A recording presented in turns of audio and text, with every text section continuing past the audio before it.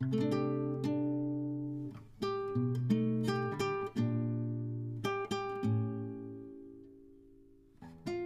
आपण तिसरं गणित बघूया. पी प्रिन्सिपल मुद्दल बरोबर 8,000 रुपये आहे. रेट ऑफ इंटरेस्ट म्हणजेच दर 5% आहे.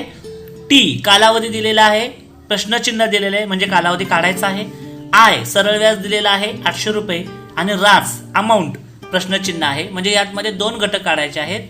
एक म्हणजे कालावधी टी काढायचा आहे आणि रास अमाऊंट या ठिकाणी काढायची.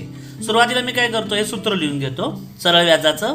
I is equal to P into T into R upon 100 म्हणजेच मराठीत स बरोबर म गुणिले द गुणिले क छेद 100.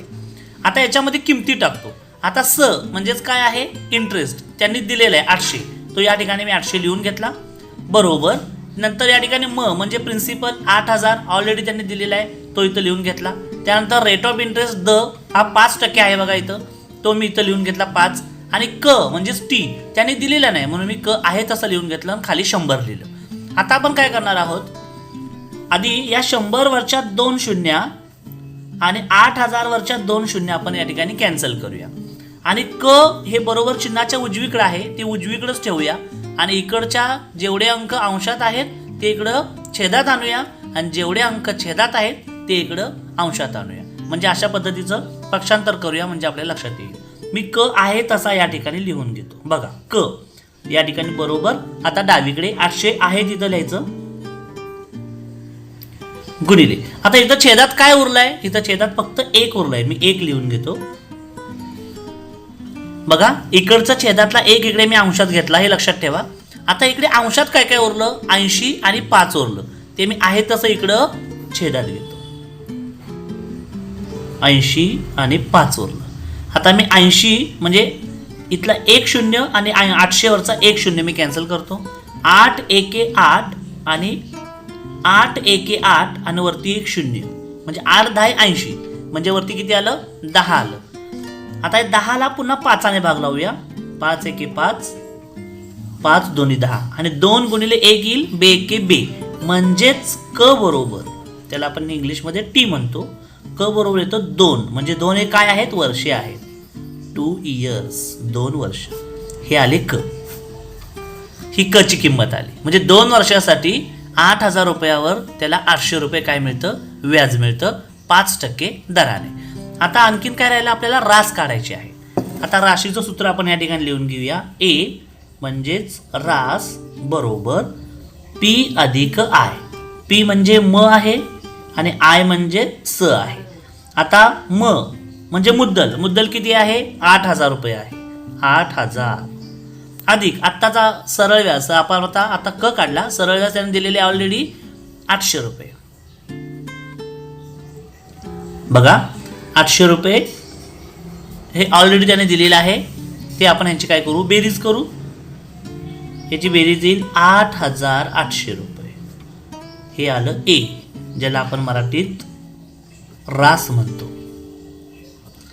2 विचारले होते, क विचारलं होतं, ते त्याचं उत्तर आलं 2 वर्ष आणि रास विचारली होती, ती रास आली 8,800 रुपये. आपण चौथं गणित बघूया. पी म्हणजे मुद्दल प्रश्नचिन्ह आहे म्हणजे त्याने ती मुद्दल काढायची आहे, दिलेली नाही. रेट ऑफ इंटरेस्ट द 5% दिलेला आहे, कालावधी सुद्धा दिलेला नाही. स म्हणजे इंटरेस्ट दिलेला आहे 6,000 रुपये आणि रास अमाऊंट दिलेली आहे 18,000 रुपये. म्हणजे 2 घटक काढायचे आहेत बघा, कालावधी टी काढायचा आहे आणि प्रिन्सिपल काढायचा आहे. तर या ठिकाणी मी एक सूत्र लिहिलं पहा, राशीचं सूत्र लिहिलं. अमाऊंट रास बरोबर पी म्हणजे मुद्दल अधिक आय म्हणजे सरळ व्याज. आता आपण राशीचं या ठिकाणी 18,000 रुपये त्यांनी दिलेले आहे, इथं 18,000 आहे म्हणून इथं मी 18,000 लिहिले बरोबर. पी म्हणजे मुद्दल त्यांनी दिलेलीच नाही म्हणून मी आहे असंच लिहून घेतलं मुद्दल, प्लस 6,000 रुपये मी या ठिकाणी इंटरेस्ट सरळ व्याज लिहून घेतलं.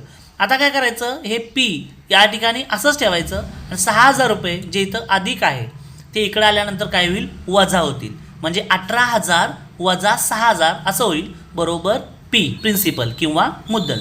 आता यांची वजाबाकी करू. 18तून 6 गेले 12,000 रुपये राहतात बरोबर मुद्दल. या ठिकाणी प्रिन्सिपल आलं बघा, किती आलं, 12,000 रुपये आलं. इथंपर्यंत तुम्हाला समजलं. आता पुढे जाऊया. आता आपण मी सरळ व्याजाचं साधं सूत्र लिहितो बघा स बरोबर म गुणले द गुणले क, त्याच्याच मागे मी लिहिलेलं आहे I is equal to P into R आपण 100.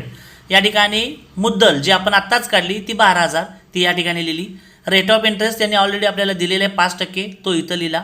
गुणिले टी आपल्याला दिलेला नाही म्हणून टी आहे असं लिहून घेतलं आणि छेदात 100 लिहिलं. बरोबर चिन्हाच्या डावीकडे इकडे आय आहे सरळ व्याज, त्यांनी ऑलरेडी दिलेलं आहे म्हणून 6,000 रुपये लिहून घेतले. आता आपण काय करूया, 100 वरच्या 2 शून्य आणि 12,000 वरच्या 2 शून्य कॅन्सल करूया.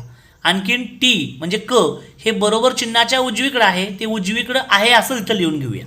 मी इथं लिहून घेतो बघा, टी म्हणजेच क लिहून घेतो. इथं मी बरोबर चिन्ह लिहितो आणि डावीकडे 6,000 रुपये आहे ते या ठिकाणी असंच लिहितो आणि या इकडे बरोबर चिन्हाच्या उजवीकडे जे अंक अंशात आहेत ते इकडे छेदात घेतो आणि जे अंक छेदात आहेत ते इकडे अंशात घेतो. पहिल्यांदा 6,000 आहे तसं लिहून घेतो, 6,000 गुणिले इकडे छेदात काय आहे एकच उरला आहे, मग तो इथं मी 1 लिहून घेतो. आता इकडच्या छेदात इकडच्या अंशातले सगळे अंक घेतो. अंशात काय आहे इकडे 120 आहे, आणखीन काय आहे 5 आहे. आता आपण काय करूया, 120 मधला हा जो 1 शून्य आणि 6,000 वरचा 1 शून्य मी कॅन्सल करतो. 12 ने वरती भाग लावतो, 12 एके 12, 12 पंचे 60, 12 पंचे 60 आणि हा 1 शून्य जादा उरलेला आहे तो याच्यावर 5 वर देतो म्हणजे इथं राहिलं 50, इथं 1. आता खाली काय राहिलं 5 राहिलं. 5च्या पाड्यात 50 आहे का, तर आहे. 5 एके 5, 5 10 50 म्हणजे इथं 10 आलं, इथं गुणिले 1 आलं म्हणजे 10 एके 10 म्हणजेच टी त्याला आपण कालावधी म्हणतो, तो किती वर्ष आला 10 वर्ष, 10 इयर्स. या गणितामध्ये 2 घटक दिले होते आपल्याला काढायला. एक म्हणजे बघा प्रिन्सिपल काढायचा होता, तो आपण काढला या ठिकाणी, तो 12,000 आला. त्यानंतर आपण हे सूत्र लिहिलं, या सूत्रात किमती टाकल्या आणि आपण कालावधी काढला 10 वर्ष आला.